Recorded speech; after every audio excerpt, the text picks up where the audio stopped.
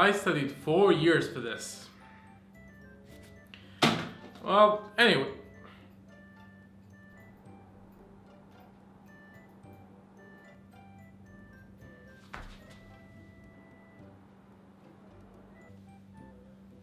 One light left, I guess. I'm about to have my own little nightmare soon if I don't do anything about these lights.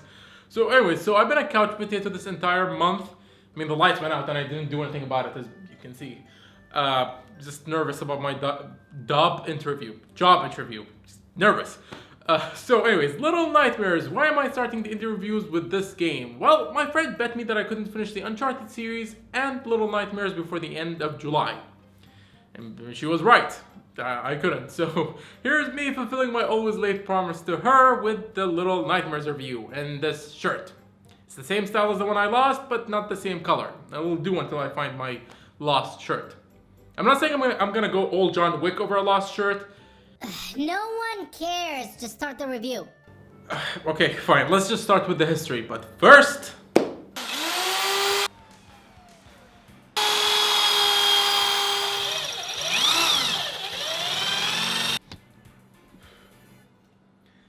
You can never be too careful these days.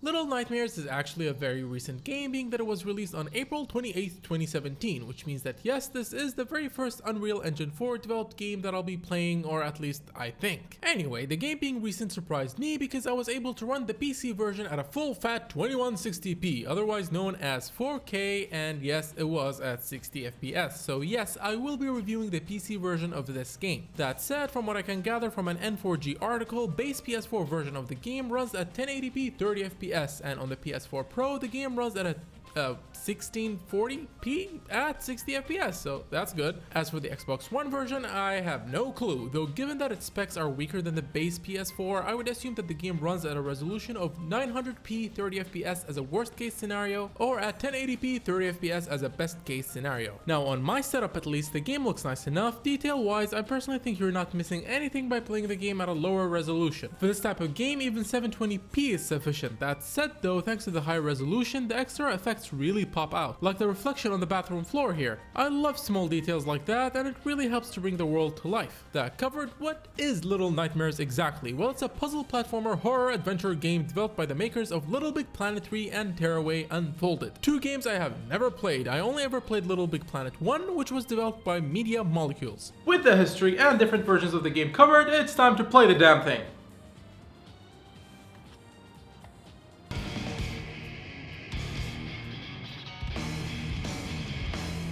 No, not that Nightmare. Those guys are anything but little. Which, speaking of Little Nightmare, I mean, the band is also called Nightmare, and they did the intro to the Death Note anime, of which there is a live action movie on Netflix.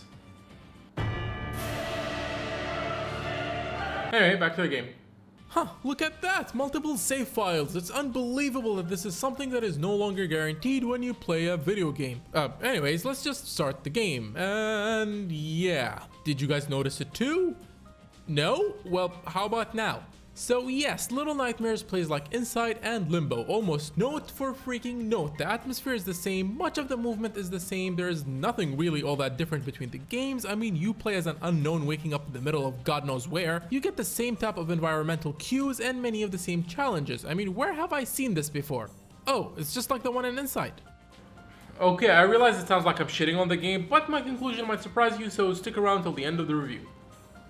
Before delving deeper into the game, there is something we need to cover first. The problem that Little Nightmares has is actually nothing new, but it's more of an issue here because of the type of game that this is. Games like Little Nightmares and the Playdead games rely too much on their atmosphere to deliver on the experience and not the gameplay. And that is why the note-for-note execution hurts this game, because whatever this game has, we already saw it multiple times before. And this is why games like the Mega Man series, where you essentially fight a set of 8 robot masters in every game, does not get as stale as fast. Because because what carries Mega Man is not simply the story but the gameplay as well. Experimenting with the different weapons, rush adapters, the armors in the X series, this simple formula is kept interesting and fun thanks to the gameplay. But with games like Inside and Little Nightmares, where the gameplay is kept to a minimum and most of the tension is delivered thanks to the atmosphere, it's only a matter of time when all the games in this genre will start to feel the same, which is how I felt while playing Little Nightmares. And to further explain this, take a look at the Devil May Cry series, specifically Devil May Cry 3 and 4. In both games, the first half of the game consists of areas you are experiencing for the first time, but the second half of both games you are essentially backtracking through the entire game, viewing basically the same areas you have been through before. And while this is a complaint among all the players of the DMC series, it's not nearly as bad as Little Nightmares, for the reason that what carries Devil May Cry as a series is the gameplay, and the gameplay more than delivers, with DMC 3 establishing the style system, and Devil May Cry 4 expanding on that by allowing you to switch between all the styles on the fly, along with introducing a new character and a whole slew of new toys for Dante to play around with. This flexibility in gameplay is the reason why most people point out the backtracking but not really spend the whole day talking about it. But with games like Inside and Little Nightmares, where the atmosphere is everything, experiences like these will be dulled the more games that are like them that come out. Unlike Devil May Cry, where the main focus is the gameplay, which helps lessen the issue of rehashing the same environments. I mean, seriously, some people have played DMC4 for over 500 hours thanks to the combat system. And now we get back to Little Nightmares, where again your basic movement is what's expected of a game in this genre, and its visual cues were taken from other games, which is why I frankly was bored out of my mind for the first half of this game. Yeah, you heard me, first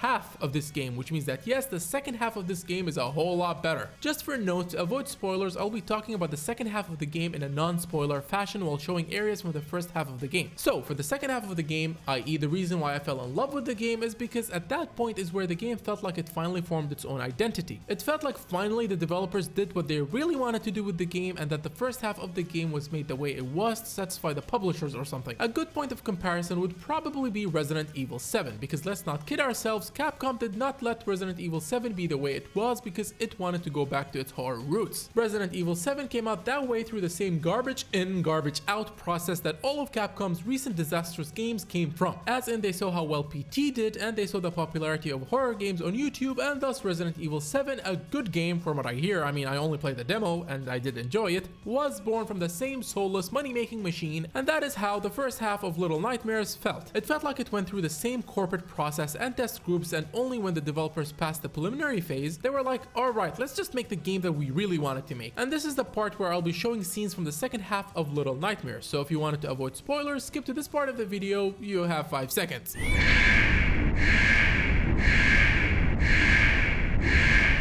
Alright, whereas the first half of Little Nightmares relied too much on already established tame atmospheric practices, the second half of the game still kept the atmosphere but decided to add its own little spin to it. While it had more action sequences in it, the game still managed to somehow keep the creepy atmosphere of the game, and simply differentiating itself from Playdead's games added a whole new layer of freshness to the game. And not to mention that the final segment in the game, oh my god, playing this entire game was worth it just to experience the finale, because in my opinion this is what the entire game should have aimed to be. The sequence with the final boss was utterly terrifying. I will be bringing plenty of friends to play the game just so that I can see their reaction to the finale. The setup, execution, design, and atmosphere were both brilliantly done. I mean, through the entire final segment you notice that all the mirrors are broken, along with the one the lady uses to look at herself. It's not until you find the only non-broken mirror that you go, oh, I got it, I just need to show her her face, her own reflection. After which you go ahead to the final boss fight, something that is unusual to find in games of this type, because games like this usually end with some vague message instead of an actual final boss, which makes this boss fight feel fresh. While it's not difficult, the idea and the build-up was all done correctly enough that I enjoyed the final confrontation. And not to mention that the final boss further helps set the game apart from Limbo and Inside. It's just a shame that the whole game wasn't like the roller coaster that was the second half of the game. That said though, the second half of the game did not do everything correctly. For example, considering how terrifying getting caught felt while playing the game, I was surprised to learn that there wasn't much to the death animations, if you can call them that. I mean, look at this.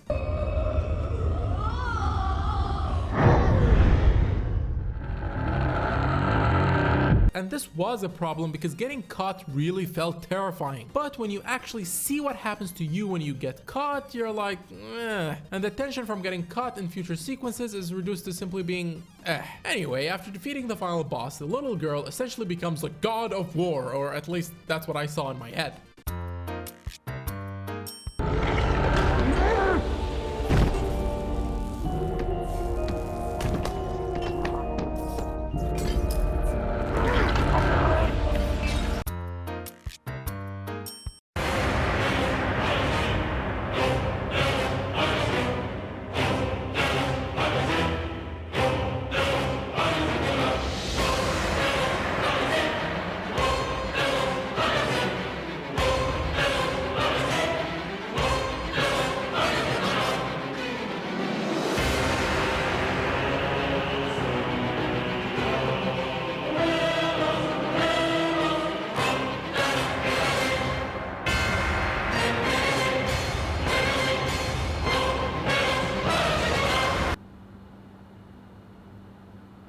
before ending the review, let's take a look at the extras.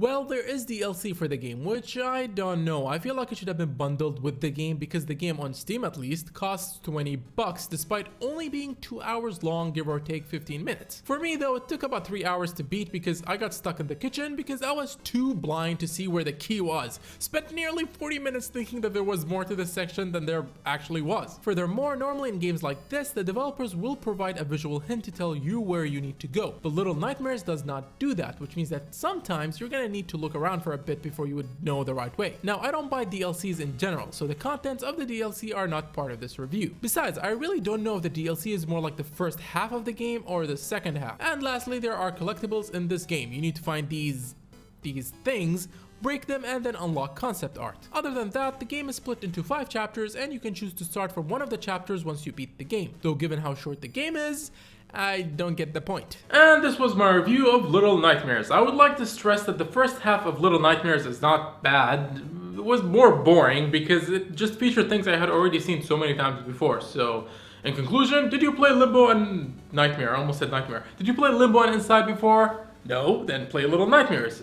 Did you play Limbo and Inside and you don't mind more of the same thing? Then, for the first half at least, then play Little Nightmares. However, if Limbo and Inside and games like that did not sell you in this genre of video games, then I don't think Little Nightmares will either. So, I mean, I did love the second half of the game, and I would love to see a sequel that builds on the highs of the second half. But given its short length, 20 bucks, I'd recommend that, you wait for a price drop. With that being said, for those of you who are watching, wherever you may be in this world, thank you guys for watching, and stay alive until the next video. That was a weird final take.